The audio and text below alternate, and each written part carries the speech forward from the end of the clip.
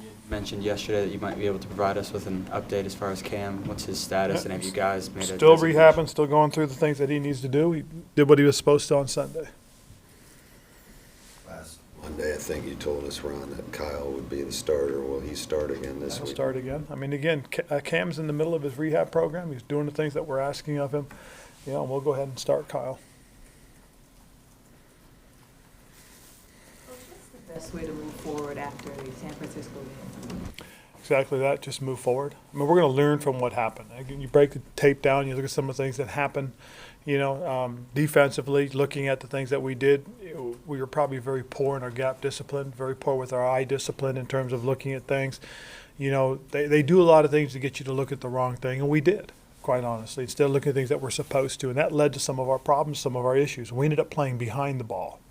And by that I mean we've got to be able to get to our creases, and if our creases are in front of the ball, we force the ball to stay in between. But when you get behind and you see an opportunity to go and try and make a play and you don't, you get yourself in trouble. And quite honestly, that's what happened. And as I said too, there's some things I probably needed to do as a coach to say, hey, look, let's try this, let's do this. We did a couple of those things and they worked, but then they countered them. And then it goes back to us making plays or not making plays. This game came down to about 5 plays on our defense that, we typically have handled. And, you can survive 1 or 2, but you can't survive, 4 or 5 explosive plays. Ron, what did you see after watching film on Kyle? I know it's not all his fault, but what did you see that he needs to get better at? Well, probably the biggest thing is he's got to be patient. Listening to Norv and Scotty and talking to them about what happened, what was happening during the game, and then after they've had a chance to break it down and look at it, is that Kyle sped some things up when he didn't need to. He had a little bit more time. He probably anticipated a little too much. He needed at times take what they gave him. Probably one of the disappointments is that we ran the ball effectively, and if we do some other things on the offense, we give ourselves an opportunity to try and run the ball more. Christian was having a good day doing those things, but unfortunately we didn't. And, as a whole, we've got to give ourselves a chance, especially against a very good team like that. Ron, you guys gave Jordan Scarlett a couple of carries later in the game yesterday. Did you ever have any thought about putting Will in for a few snaps at quarterback, trying to get him to? Well, no, to be honest, because again, we're playing with a young quarterback to begin with, and he needs reps. He needs to practice and learn and grow and understand. And we've got some young guys that are playing a lot of football right now, and those guys have got to get as many reps as they can. Dennis Daly is our best option at left tackle. He needs to work. He needs to work at it. He needs to practice and continue to grow as a football player. Brian Burns is another young man that we're playing and counting on. Marquise Haynes. I mean, we got some young guys that are in key positions that have to continue to grow as football players in order for us to be successful.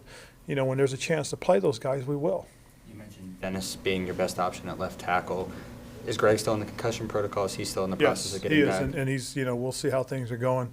I don't have to give you guys an update till Wednesday, which I will, but right now he's still in the protocol. With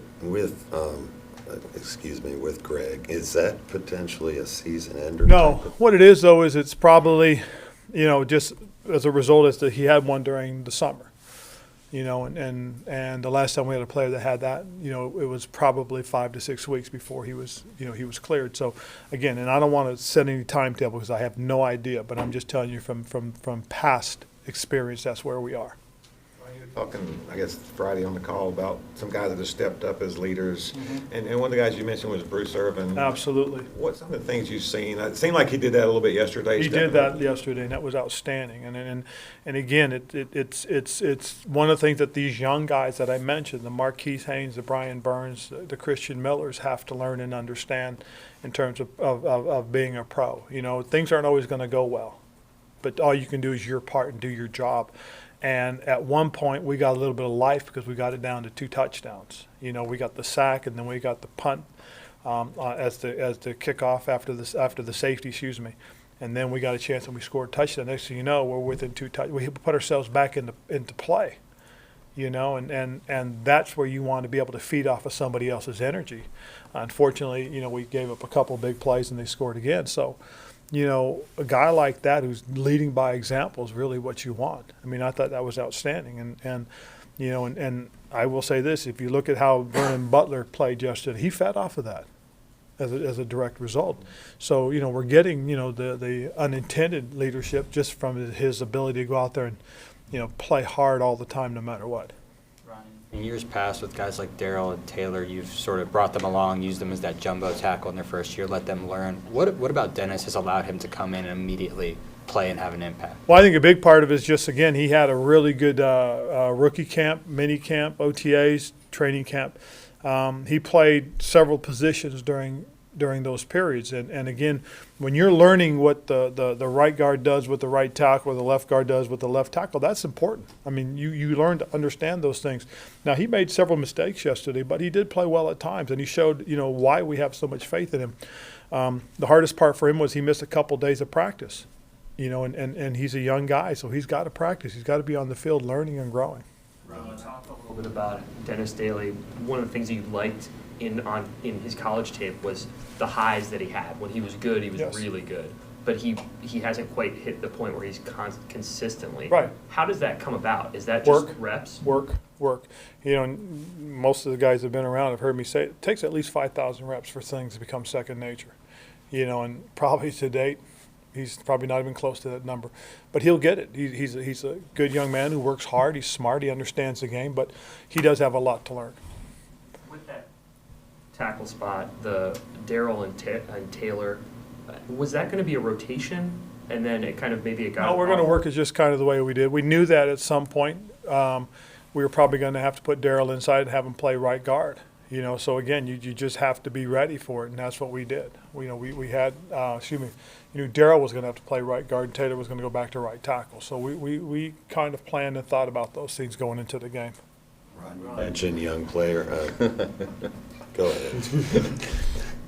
I think Olsen said in the locker room yesterday that you had to be real careful this doesn't turn into a Absolutely. landslide, a Pittsburgh scenario.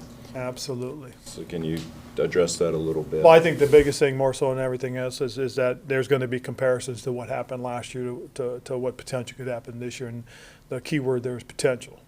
I believe, with some of the leadership we have, and after having gone and experienced it, I think the guys understand what it's going to take. The thing that we all have to remember too, though, was from that point on, we were losing games by a score or less. It's not like we were getting blown out. So we were a play away in each one of those games, that we could have won. I mean, right up to the point where we played Atlanta, which was, was the only other game that got away from us last season. So I think we have enough experience in that locker room to prevent it. We as coaches have experienced it. And as I said to the guys too, is if this is my 34th year in the NFL. If you're in the league long enough, you're going to experience these things. It's going to happen. That's just the way it is. How you handle it, that's what defines you this year. So I think we have enough guys that have been through it. And as Greg said, talking about it's not going to get it done. Doing something about it will. So it'll be up to us. Yeah, Ron, to that point, Luke said after the game, you don't just speak it into existence, Right. the response. But what do you need to see from the team this week? And do you feel like what happened last year will serve as a learning experience that they can use? I like to believe it does, and I think the biggest thing you have to do, Max, is go out and you got to work at it. You got to prepare for it, and again, you've got to first of all learn from this week, and then put it behind you and go forward. And that's probably the most important thing, is going forward, focusing on the next opponent, and taking it one at a time. Brian Burns, obviously, and you addressed this a bit yesterday. His drop in playing time, was that all wrist related, or was Yes. some of it scheme related? I think it's all risk related. He fits into what we do. He fits very well into what we do. But with the wrist, what it's been since the Texans game has been tough on him. It's hard to use it. We have it clubbed up so he can't grab and pull with it like he has. And we'll see how it goes. But hopefully, he'll start to heal up and he'll be more and more comfortable with it, and trying to understand how to use it when it's clubbed up like that. How's Bruce helped him? I think in just getting him to understand what it takes to play. When you watch some of the things that happen, like when we'll talk about something, we'll say, hey, you've got this, on the outside. And Bruce will say, hey, look, when that happens, this is how you want to do it. This is how you want to set the edge.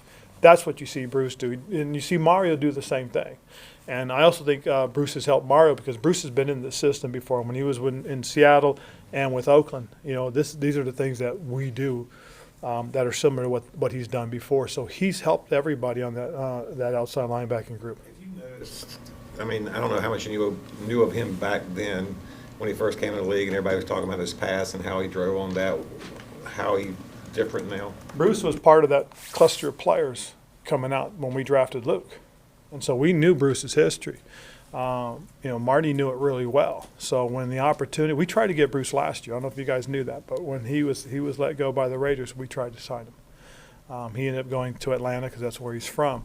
But just looking at it, thinking, And then when we made the transition, we talked about veteran guys that would fit us, and Bruce's name was one of the first ones that come up. So we knew that he had that kind of ability.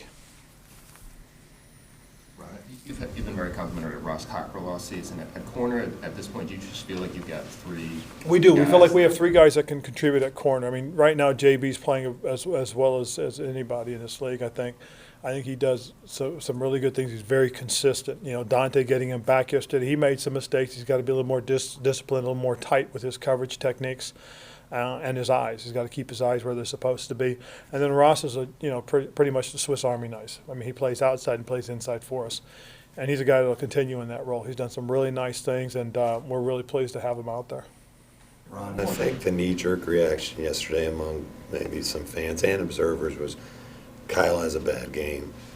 Thrust Cam back in there, but is this more to what you said a couple weeks ago about not Right, pressuring? because again, we got to make sure he's ready. And the last update I got more so than anything else is he's going through his rehab, and as he continues through that, they'll give me updates as to where he is. And we'll see. Again, he's probably had a workout today or some sort of treatment. He'll have one tomorrow. He'll have one on Wednesday, and we'll probably get an update by then. But right now, as I told you guys, we're going to this game with Kyle as the starter. It looked like he had an earpiece on the sideline. Yes. What kind of impact is he having on the sideline? Well, he's listening and he's talking about what's going on out there. He was real close to Will the whole game, and I could see he and Will interacting on things that happened. And a couple of times I looked over when something bad happened. I could see the grimace on his face and him explaining it to Will a couple of times. So, again, he's around. He's doing the things that we've asked of him. He's been tremendous. I think we've all gotten a little spoiled watching Luke stop so many running plays over the years, but what did San Francisco do to, I know he had the interception, but to nullify some of his impact? I don't know if they nullified him as much, Scott, as they found the creases that we allowed. And a big part of it was, again, as I said, we played behind the ball. And to me, that's very disappointing because, again, it's going to be hard against a wide zone team. The front's going to stretch, and you've got to be able to work to your crease. And when that crease gets long, it gets outside, you've got to bust your hump to get out there. And if you don't, the easy way out is to jump behind the play. And if you jump behind a play, you better make it, because if you don't, there's nobody in that gap. So we're a gap accountable defense. Every gap is supposed to have an individual in it. And if there's not a guy in that gap and they hit that crease, then you know who's accountable for it. Yesterday, as I've said before, this was not an issue of one guy. If it was one guy, we'd have taken that one guy out and put everybody else in that needed to be in. It happened to several different players, and that's the disappointment. Because again, in football, I think, is the ultimate team sport. 11 guys doing what they're supposed to give you a chance to succeed. If not, they'll find the one spot. And yesterday they found it 5 times, and we paid the price because of it. So I don't think it was about nullifying Luke, because he was very productive. I mean, he had a solid day as a middle linebacker. He had the kind of day that we expect from him. Just unfortunately, we ended up on the wrong side of it. Ron, you mentioned that obviously Kyle had a more difficult day yesterday than he had in the past. Did you get a sense that as the game went on and as he took some of those hits, that started to speed up his internal clock as well? No, I think his internal clock was going fast to begin with. I think the thing that happened with him is he tried to do more than he needed to. Okay, he got out of his comfort level. We saw how very cool and calm he'd been for the most part. We saw him taking the opportunities that he had in front of him. We saw more throws downfield than we had, in the last 4 weeks, I think, from my perspective. He's a guy that stays within his own abilities. He can help us a lot. We saw a little bit of that during training camp when he got out of it, tried to force things. But then when he got his opportunity against Arizona, in the next few weeks, what did we see? We saw the very meticulous, very precise thrower. We saw him taking, what was given to him. And the thing he's got to understand is, you get that ball in Christian's hands or Greg Olson's or Curtis or DJ, Jarius, you put the ball in their hands, they're going to make something happen for you. You don't have to do it all yourself, and that's probably the biggest thing I think that Kyle will learn from this is that, hey, let's take what they give us and we'll see what happens. Ron, I know you talked about creases and where things were missed on defense and that sort of thing. Is this good tape for a coach, or is this to go back and look at with the guys off that game? I mean, because I know it's not going to be fun watching it again, but as far as the teaching aspect of it and the improvements. Well, it's funny because that's one of the things that we all said is, hey, this is good teaching tape. The unfortunate part is it's a bunch of negative plays, but we will learn from it. And that's one of the things that we told the players, that we have to be honest with ourselves and we got to learn from it. And when you look at it, there's a couple of plays. I talked about the Scott's point. I talked about, we played behind the ball, and you can't do that and expect to stop a good outside zone team like that. And then we talked about dirty eyes. Well, there's a couple of routes where we watch them, we don't have our eyes focused where they're supposed to be, and the guy runs a dig route on us and catches one for 8 yards. If I got my eyes on my guy and he breaks out, I got a chance to intercept the ball like Luke does. And so that's really good teaching tape, because you'll see the example of what happens when you focus in on your guy, get into position, look back and make the interception, as opposed to I'm running downfield, I'm looking at the quarterback and the guy breaks and I don't see him. So this will be good teaching tape, most certainly. But unfortunately, it's on the wrong circumstances. Ron, and talking with Marty in the front office, do you get any sense that there could be movement at the deadline? We'll see. We have a spot, and that's probably the really interesting thing we have right now. And we'll see what happens in the next few days. Do you think you guys kept that open just for that potential? Marty's got a plan, and we'll go through it. A lot of talk about the guys on the outside, the tackles, Dennis Daly, Taylor Moton. The guys on the inside, Matt Paradis, we don't really talk about him very much. That's what good. have you seen from him? Yeah. I think Matt's done a nice job. I think he's really getting into and learning and understanding the way we protect, the way we direct our protection and our blocking schemes. I think he's really come a long way. I tell you, one guy that's played very well, and you guys haven't talked about it at all, which is really good too, is Greg Van Roten. He played well yesterday. If you can say anybody played well, he played well. Here's a guy who played physical, did a nice job on his pulls, did a nice job helping his left tackle on the inside, protecting the inside. He worked well with the center. There are some guys that aren't getting a lot of recognition, and typically it's the offensive lineman, and that's a good thing. But Matt has done a nice job, and has really come a long way in terms of understanding what we do and how we do it. It was good to have Trey in there. He did get the holding penalty, unfortunately, on that big run. But that's going to happen. I mean, he really only had one practice in the last 5 weeks in pads. But he played a physical game and gave us everything he could out there. So, we're getting back into the swing of things. It's kind of funny to say that after coming off of a bye week, but when you're dealing with the injuries that we've dealt with, unfortunately, we didn't play the way we had expected or at least hoped to. This might be more of like a vague general question, but what about a guy makes him a good teacher to younger teammates? Because you mentioned that so often about guys teaching. Experience. Okay. Guys that have experience and quality experience, guys that have done it and have done it at a high level, players tend to look at and listen to. It's interesting because that was one of the things trying to get Luke to understand, that, hey, you've earned the right. And so he's done that. He's opened up and spoke the way he has. A guy like Bruce Irvin, who's been on a Super Bowl winner, who's had success, who's done things the right way, guys listen to. That's important. Having Jarius Wright come in last year, having been in Norv's system, has been able to help, DJ and Curtis. Those guys listen to him. They follow his example. Those are the guys that you really appreciate, because, guys will gravitate to them. Those guys can point them in the right direction. They can give them, the right kind of advice. I was fortunate enough to have played, and I told guys, it doesn't make me a better coach or anything, it just gives me experience, a perspective that I can share with players. Well, that's what guys that have played and had success can do as well. All right? Cool. Thank you, guys. Thank you.